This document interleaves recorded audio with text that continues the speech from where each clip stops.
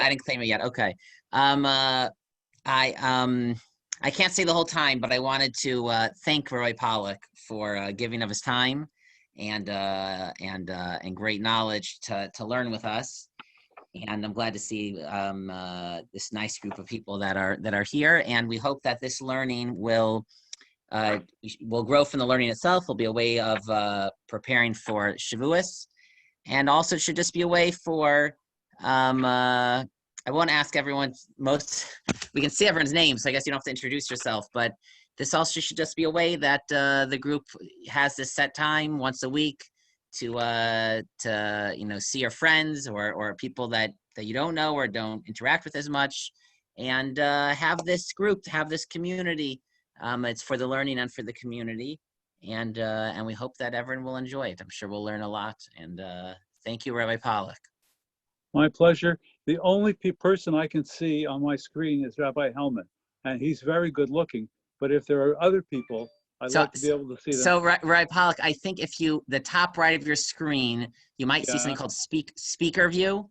So if you click on it, you can go to what's called gallery view. Wait. I know what that is. Here. Oh, now we're cooking with gas. Is that Philip Vidal I see? And Arkady and Barbara just disappeared, and Leah and Seth Berman. My goodness. Okay. All right. So shalom, everybody, and let's get started. Let's get started. The way to begin this is with one of my favorite theoretical problems. So, Moshe Rabbeinu comes down from Har Sinai and says, "V'hayu l'totafot v'hayu la'os al yadcha u'l'totafot b'neinecha." Right? What mitzvah are we talking about? Tefillin. Tefillin. So the problem is Moshe is coming down from Har Sinai, and no one's ever heard of tefillin before. You would think. I mean, this is brand new. Who's got tefillin? Now, if I were Mr. Dovek, and I would get like an early warning, I would have stocked about 500,000 tefillins and become a millionaire overnight. But the only one who knows what tefillin are, maybe, are Moshe Rabbeinu, and Aaron and some of the Nesiim that he's been teaching it to, but no one knows what tefillin are. So how did they have tefillin in the midbar? So I'm not really interested in how they had tefillin in the midbar, but I am interested in the problem of how. I mean, the Torah says, "La'ot al yadecha" should be for a sign upon your hand, "U'totafot b'neinecha," and there should be totafot, and it's a big question of what totafot really are. But totafot b'neinecha, something between your eyes. What? What are we talking about? How is anyone supposed to know this? But if there's not a question that we're talking about some kind of box with some kind of parshiot in it that's related to the tzitz that the Kohen Gadol wore, and he wore tefillin on top of the tzitz, and the tzitz a little bit underneath him. But once again, the beauty is in the details, and we want to do the mitzvah right. And so the real question is, who decides what tefillin look like, and who decides that's, oh yes, the head of the Sanhedrin for Shevet Levi figured out the correct version and showed that Moshe, yeah, this is what Hashem showed me. So there's what I am doing in a very unsophisticated way is talking about authority. And who decides?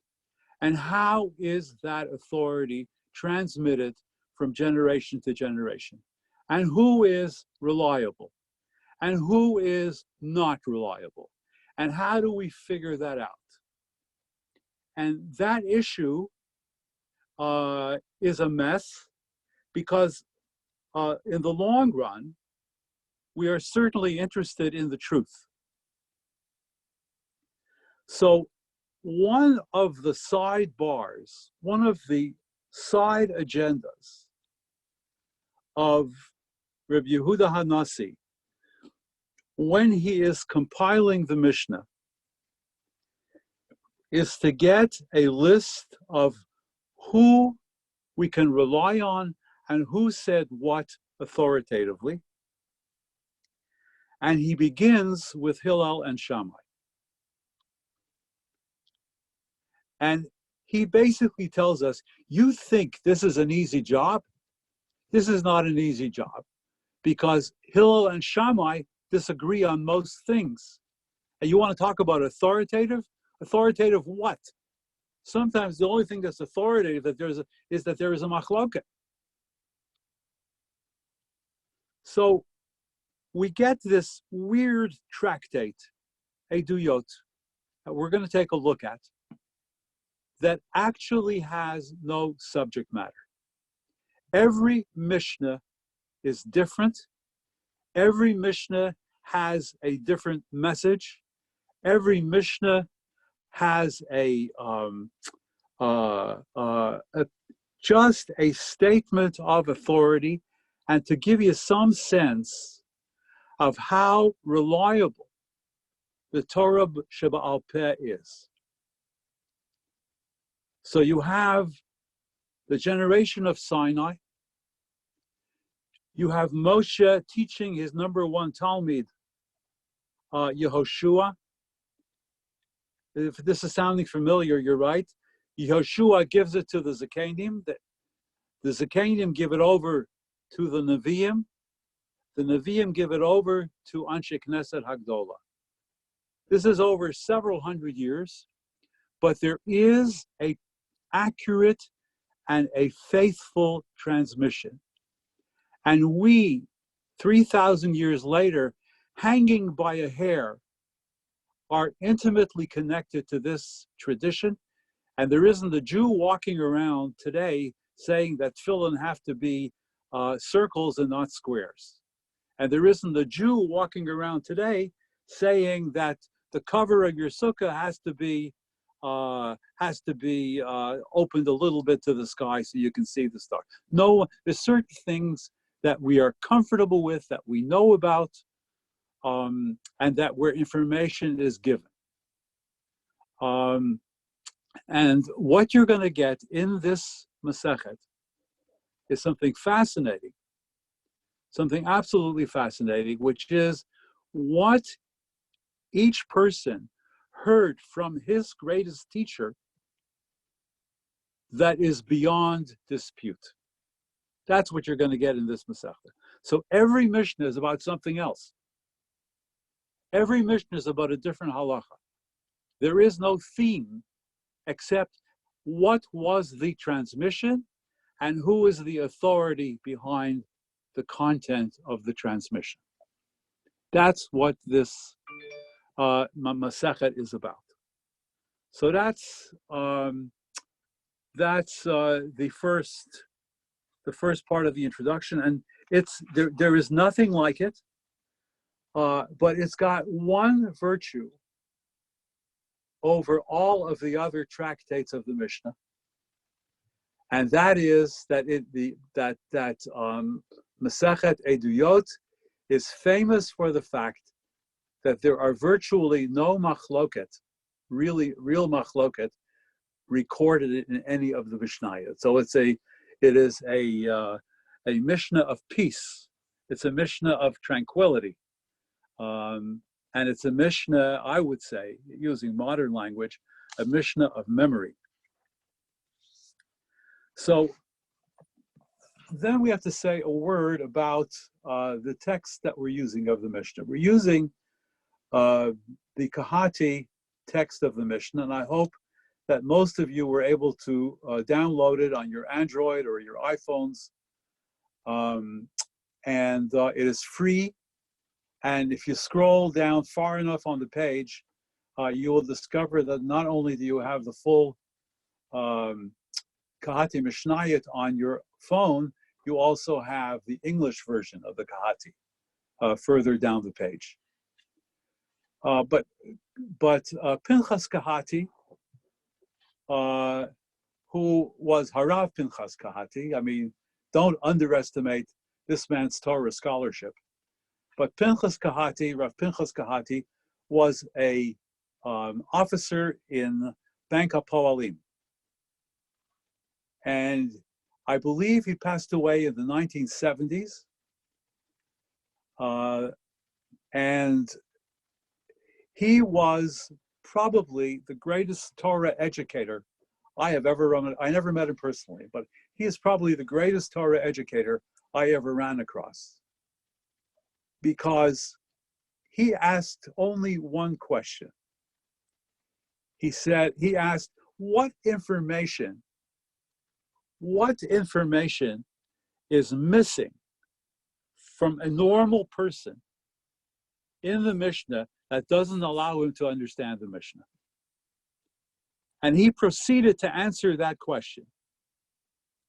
And he simply is brilliant at filling in missing information that is not provided, not by the Mishnah itself, not even by the Gemara.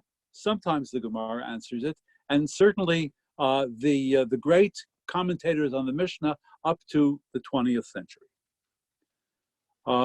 And it is this intuitive understanding and a very graceful facility with the Hebrew language, with simple Hebrew language, along the lines of the Rambam. His model is clearly the Rambam, the Hebrew. And he has read whatever there is to read. He has learned whatever there is to learn about what the Mishnah is trying to say.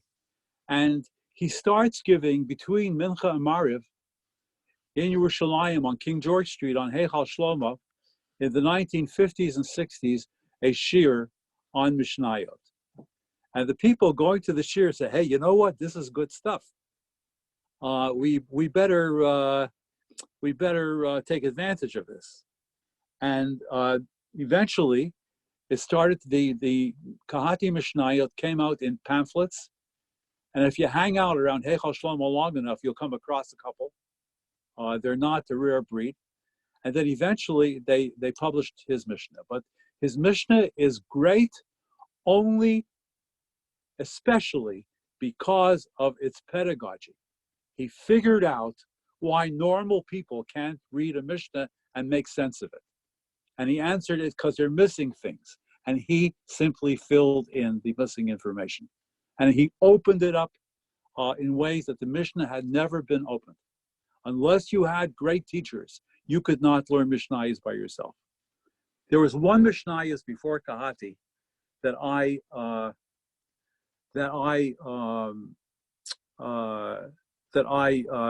enjoyed, and that was a Yiddish translation of the Mishnah by a man called Pietrishka, whom I actually met because he occasionally davened in my shul in Montreal. And he wrote a very fine translation of the Mishnah with very, very decent, accessible explanations. But he did not have Kahati's gift of brevity and Kahati's gift of clarity of vision. But that was also very good. But it had a very small press run, and you can. I don't think it's published anymore, but you can find it in libraries. But you have to know Yiddish. So that's what Kahati did, and I always feel that I cannot do better in teaching Mishnayos than to teach the way Kahati presents it. And I have been teaching the Kahati Mishnayot at the Young Israel of Brookline. This summer, God willing, at the end of the summer, will be my 50th year davening Mincha Mariv on Shabbos at the Young Israel of Brookline. And I had the good fortune of always being the rabbi when the rabbi wasn't there. And so many, many times I taught between Mincha Mariv whenever any of the young Israel rabbis went on vacation. And I learned that people could hear Kahati very well in a short period of time.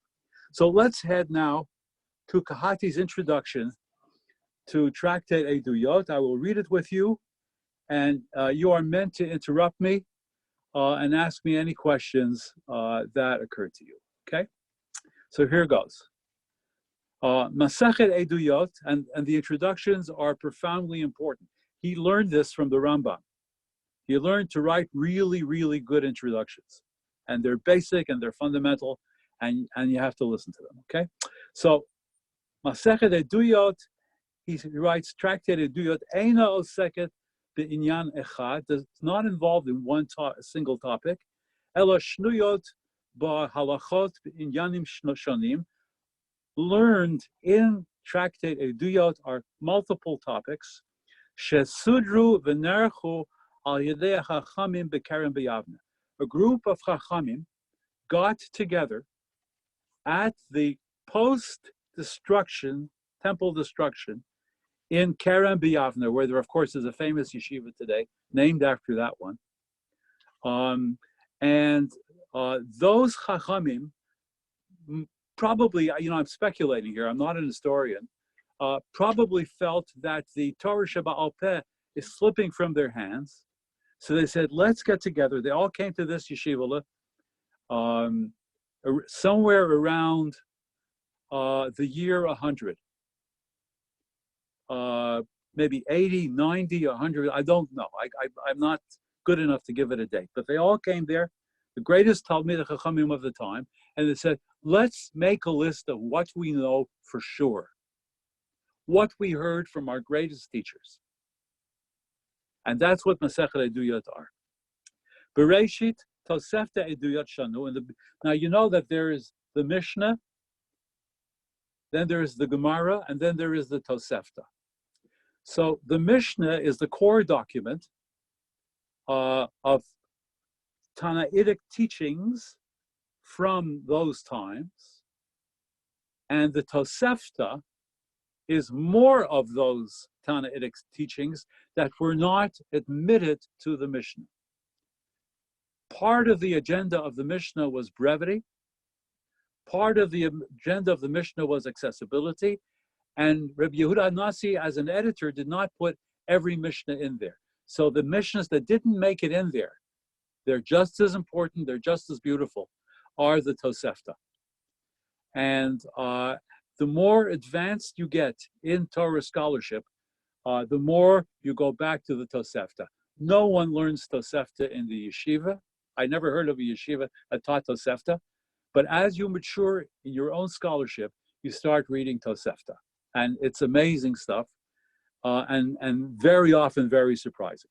Okay. Rabbi Polak, Bakasha. What percentage of is Mishnah versus Tosefta? Like how much? Tosefta, I would say, if you would put all the Toseftas into the Mishnah, you could conceivably include 60% more text. Wow. The Tosefta is found in most tract. We don't have Tosefta for every tractate. That's important. But for the ones that we do have, Tosefta is found in the back of the Gemara. Whatever Gemara there is, you look in the back after all the Rishonim, and you'll find the Tosefta. Tosefta, I'm not sure that it's been translated, although you can't put anything past Jack Neusner. So it's worth checking out. I've not seen a translation of the Tosefta. The major modern commentary on the Tosefta is by Shaul Lieberman, alav shalom, who was the Rosh Yeshiva of JTS in New York. Oh, okay. And his Tosefta Kipshuta runs 15 or so volumes, maybe 20. Wow. And it's a super masterpiece. And there is not a Talmid Chacham in the most Haredi world that rejects Lieberman's Tosefta. There isn't one. Okay. Okay. Can I ask a So, quick question? yes. How is it decided which ones were going to go into the Tosefta as opposed to staying in the Mishnah? Like, who made that decision? I'll give you about an hour to get that answer, and then we'll give you the Nobel Prize. Okay. Nobody. It was a very careful decision. One could speculate about it, but I don't think anybody really knows. Okay. I don't think we understand Rabbi Yehuda. We know enough about Rabbi Yehuda Hanassi to understand. I mean, this is just me speaking, and it may be talking in real intellectual poverty here, but I have never heard any theories about why that material was rejected by Rabbi Yehuda Hanassi. Okay, let's go on here. He says at the beginning of Tosefta Ediyot, here's what we learned. See, now you have the history of this tractate told in the Tosefta. It's not told in the Mishnah itself. But listen to Kahati quoting the Tosefta. Quotes, when the sages entered Keren B'Yavna, they said, listen to this, it's an alarm bell. Atida sha'a sheyeh adam mevakesh davar midivrei Torah ve'eina motzi. We are heading, the Chachamim in Yavna, in Keren B'Yavna said, we are coming to a day that somebody will want something from the Torah itself, and he will not be able to find it. He will not be able to, something midivrei sofrim, he will want, forget about the Chumash, he will want something from the Nevi'im, and he's not going to find it. And he's quoting Amos, Hinei yamim ba'im ne'um Hashem, behold, these days are coming, says God, Yishotutu levakesh et davar Hashem v'lo yimtza'u. They will scurry about to find the Lord word of God, and they will not be able to find it. Shelo yehei davar midivrei Torah domeh lechaveiro. What that means is extremely important. What you're getting from the Tosefta that Kahati is quoting, and let me use his explanation. He says, what's going to happen is that the machloket, the argument between the rabbis as to what is the truth here, will just get greater and greater. The arguments will get greater and greater. V'lo yavinu lidmut davar ledavar, and they will not be able to compare apples to apples anymore and come up with a solution. That is to say, the way we come to a solution of a new halachic matter is by comparing it to other halachic matters. But we will not have sufficient information as to what is authoritative when we're doing that, so that in the end we will be stuck with machlokets. And he says, "V'lo yimtzeu halacha brura u'mishneh brura b'makom echad," and we will not find a clear halacha and a mishnah, clear mishnah, all in one place. And in the Gemara Shabbos, quotes Kahati, the Gemara Shabbos talking about that says, Natchil be'Hillel v'Shammai. Where shall we begin to organize this material?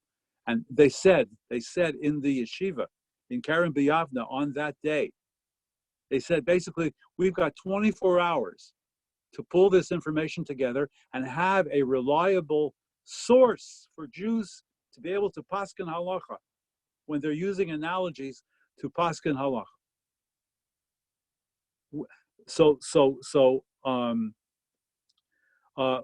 Where do you start? Do you start with Yehoshua? Do you start with the Zakanim? Do you start with the Anshe Knesset Hagdola? No. He says, the Gemara says, they said in the yeshiva, we have to start somewhere that's reliable. So let's begin with Hillel and, come on guys. Shammai. Oh, okay, Mikan, Shechachme Yavne, Asku, Besidur HaHalachot, Shemesachet Ediyot. From this, we learned that the scholars in Keren B'Yavne were engaged in organizing the halachot that are found in tractate Ediyot. Halachot elu lo sudru amnam lafi inyanehem b'tochunam, and those halachas that they were organizing that day in the yeshiva in Keren B'Yavne were not organized by topic. Ela beruvan lefi shemot hachachamim sha'amru otam. They were organized by the names, by the authors of those people who said them. O sheheidu aleim b'fnei beitin hagadol shebiyavne. Or remember that the temple is destroyed, and that the Beitin Hagadol was in the Sanhedrin was not destroyed. So where did the Sanhedrin go to learn and to paskin? Answer: Keren B'Yavne. That's what everybody was doing in Keren B'Yavne. So they could turn to the Beitin Hagadol and say, tell us which is right here, Hillel or Shammai, and why. And they were sufficiently competent and sufficiently holy to be able to do that. Bechelko Hagadol, in the greater part of this mishnayot Ediyot, shnuyot hahalacha v'mesachteinu b'lashon, and most of the halachas here begin with the phrase He'id Rabbi Ploni. Rabbi so-and-so testified, right? So-and-so, Umikan, and that's how we get the name of the Masechta, Ediyot. So this is a very different tractate with a very different agenda from all other tractates. It is simply wants to be a living record of authority, of religious authority. This is the right way, and this was what Hillel and Shammai really said. And you'll see some of the people said, I was there when they said it. Or I know somebody who was there when they said it. Rabbi? Yeah. Why is it at the end of Mishnah, not at the beginning? It's not at the end of the Mishnah. Why don't we, instead of brachas, start with that? Because you would bore the living daylights out of every kid that started to learn mishnayos. That's why. It's too rich. It's too wide.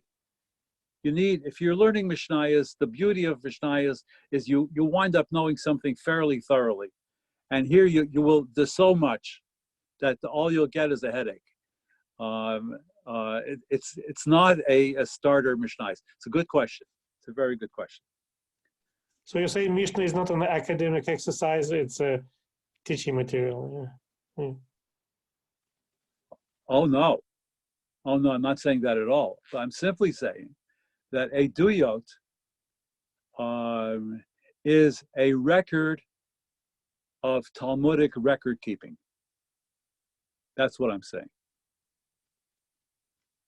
Okay? Now, to continue with Kahati's. Oh, is it late? Am I over my time? I think it's to 9 o'clock. Yeah, still 10 minutes. Okay. Harambam b'Hakdamas HaMishnah Kosav. In his introduction, Rambam, as you know, has a very great commentary on the Mishnah, and he writes as follows.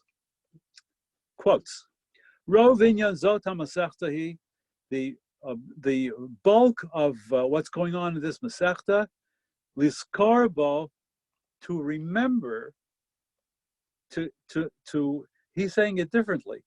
He's saying to get on the record. Hahalachot sheheidu aleim anashim brurim ne'emanim, that people, scholars, rabbanim, who were substantial and who were reliable, v'she'edusam, and that their edus, their testimony, re'uya lismoch aleha. That's what the Rambam says. That's what this tractate is. That we have a limited number of material that we can attribute to great scholars, were reliable, who were solid, who were great teachers, who the whole Jewish world respected without question. If you heard it from him, that's what the halacha is. Kain Muva Gemara Brachos talks about it. Ediyot bo b'yom nishnit. All of these eduyot that are found in our tractate Ediyot were learned in one day.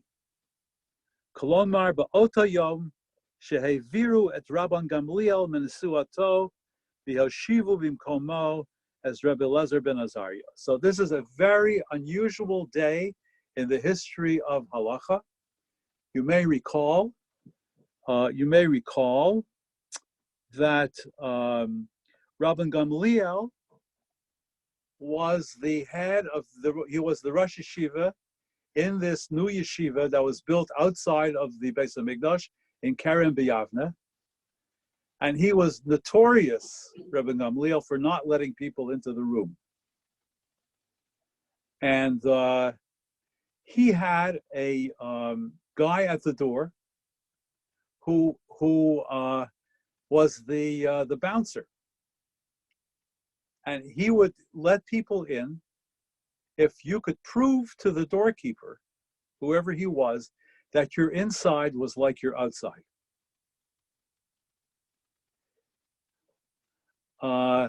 And, I would say, 1 out of 20 men would be prepared to say that I'm good enough to get into my inside. In other words, I'm such a holy person, such an ethical person, that my inside is like my outside, and therefore I belong inside. And you remember the story no, it's a different story, forget it. So eventually, Rabbi Gamliel, with his admission standard, which was impossible, was kicked out. You can't run a yeshiva by saying that unless you have achieved the highest ethical standards in the world, where there's no hypocrisy inside you of any kind, and your inside is just like your outside, and they're the same. How many people could say I am such a person? So people didn't go in, and they were on the roof, they were sticking through the windows, but he wouldn't let them in. So eventually, they kind of lost patience with Rabban Gamliel because he was asking too much, and they put in his place Rabbi Elazar ben Azariah. Now, you all know Rabbi Elazar ben Azariah? Where do you know him from? Haggadah. Yeah. What goes on? What does he say in the Haggadah? I was like a man of 70 years. Yeah, right. Because he really was in his 20s. And, when they put him into that yeshiva, there was something laughable about it. Like, who is this kid? Who is going to replace, of all people, Rabban Gamliel, who was the Nasi of the Jewish people? Would it be at that moment he stopped being outside, same as inside? Yeah, that's also interesting. But yeah, it's good. But the point is that when, the Gemara talks about a nes that happened to Rabbi Elazar ben Azariah. What was the nes? Anybody remember? I think, didn't he have like white hair or gray hair? He That's started right. to look Overnight. older. Right. Overnight, he became an old man, yes. And so on that day, when Rabbi Elazar ben Azariah replaced Rabban Gamliel, the entire Beis Medrash was opened up to anybody who wanted to come in. And I have no idea about how big that hall was, but it must have been pretty big. And they basically said, we are going to use this day of, I guess, the new semester with Rabbi Elazar ben Azariah as our head to establish firmly what is known in halacha definitively and what is dependent on machloket. And that's what this tractate is. On that day, Kahati says, Salkuhu l'shomer Pesach Beis HaMedrash. They threw out not Rabbi Gamliel, they threw out the gatekeeper. V'nitna reshus l'chol talmidim likanes, and they gave permission to all of the talmidim, to whoever wanted to come in. And each Talmud, interestingly, b'chol echad he'id ma sheshama me'rabota. And remember, this coming to this yeshiva is an ingathering of exiles of some kind. People are coming from all over Eretz Yisrael, probably Bavel and who knows where, and each of them has been studying with the greatest teachers, and each of them is about to say in the course of this Masechta what they heard definitively from their teacher, and obviously, this is being recorded. And when people tell you about the Torah Sheba'al Peh, think tractate Ediyot. V'lo hoita halacha shehoita tluya b'veit hamedrash, and there was no halacha left unresolved, shelo parshuha, that they did not resolve.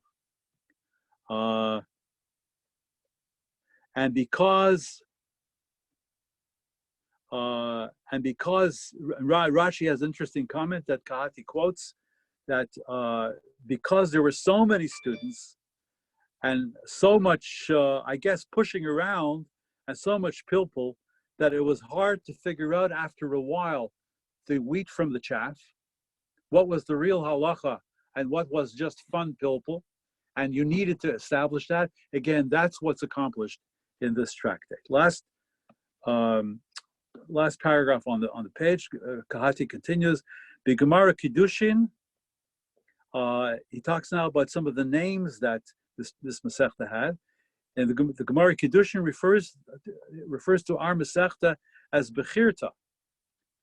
It's called tractate, not Ediyot, but Bechirta, from Bachar, to choose. And Rashi explains there that Bechirta means that all of the things that were reported in the names of the great. The halacha kamotan. Bechirta means what we're going to give you today is the choice psak, the choice resolution. Not all the machlokot, but what indeed was resolved definitively, and we can say it in their names. The Aruch was a Rishon, differing from Rashi, says Bechirta is Masechet Ediyot, because there's such a wide selection and in each Mishnah, but most of the Mishnayos in our Masechta are all learned in other Masechtot as well. And if you have finished all of Mishnayos once or twice, and then you go to learn Masechet Ediyot, it's the most marvelous review. And you're meeting old friends every time you learn a Mishnah. Oh yeah, I remember I learned that one when I learned this Masechta. They're all old friends. So again, what you're getting is the collection rather than new substance. Kahati says, so what let's put it all together and conclude. In this tractate,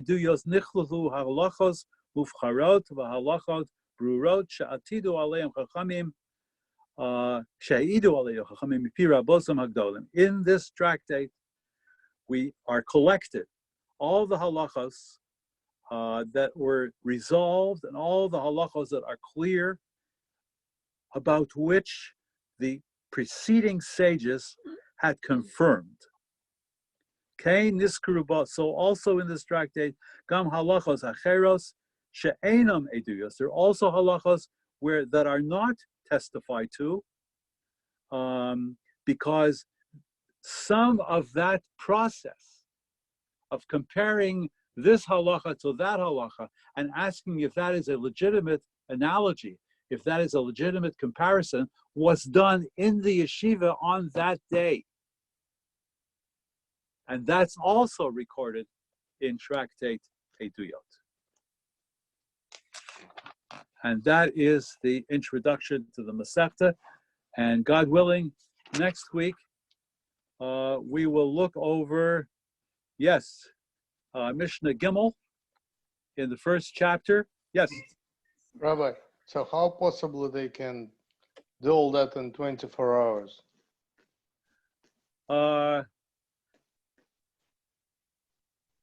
remember that we are talking before the Gemara.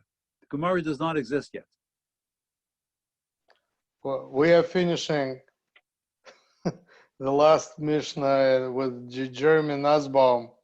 I think Yeah. it took like 20 years, and every Shabbat, and it's like just enormous information. Nah, I with all due respect, it depends on your level of advancement and That's very low. because I have to tell you that I finish all of mishnayot every year, and I have a secret. A couple of guys in Bnei Brak, couple of guys in Bnei Brak put out this book.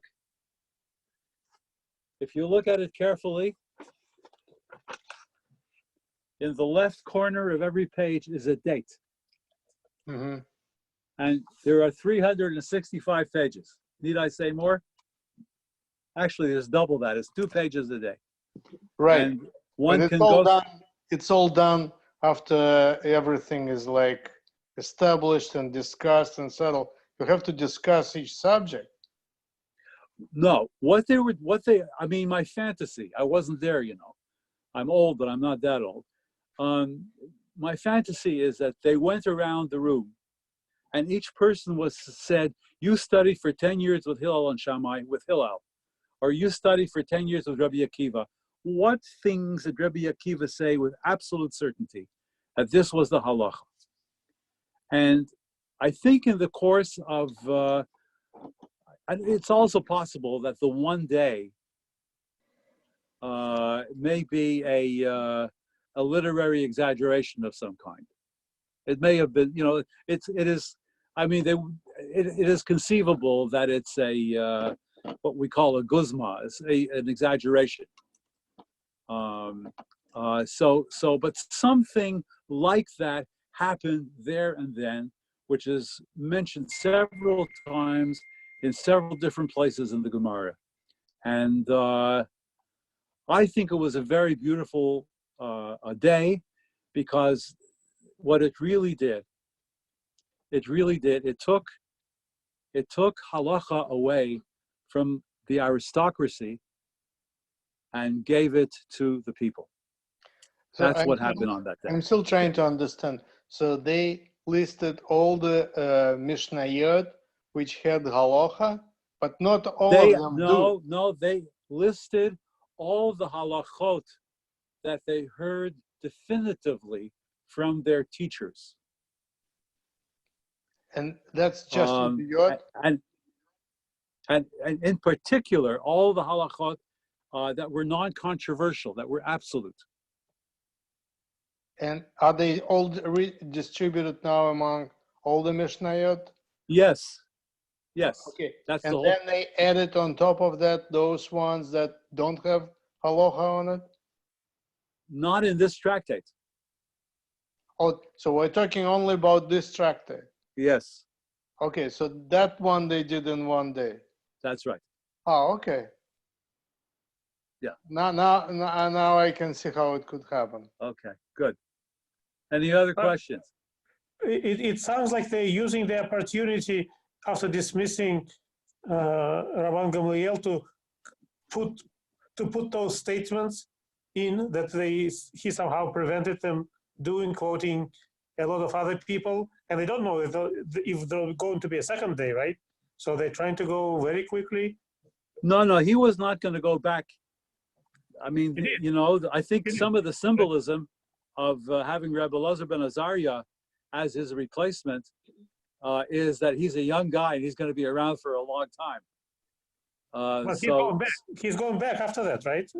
He soon came back. Eventually, Rabbi Gamliel says, maybe I was a little too strict. Rabbi Gamliel was very great and he was a very generous and beautiful man. It's a mistake to it's like, you know, when you're a Rosh Yeshiva and you create the senior shir and you make sure it only allow 5 people in that shir. And of course, what's the impact of that? Everybody wants to come to the shir. So yeah, I suspect there was something like that going on too, because Rabbi Gamaliel, if you study a little bit about the man, was a very generous and beautiful soul, who really gave Rabbi Akiva a run for his money and didn't let him push anybody around, and would tell him off, and not hold anything back. I have examples of that in my head as I'm telling it to you. But next time, we will look at some halachas that have to do with mikvaot. If this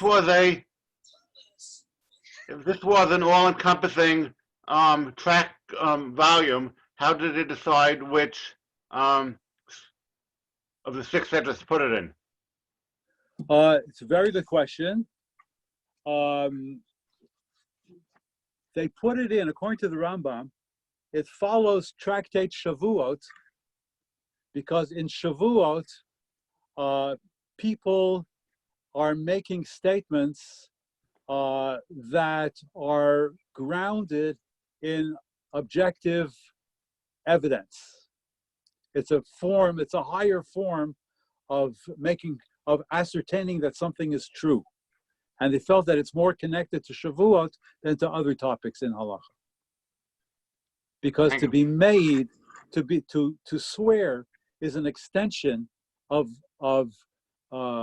testifying. That's the reason for that. Other questions?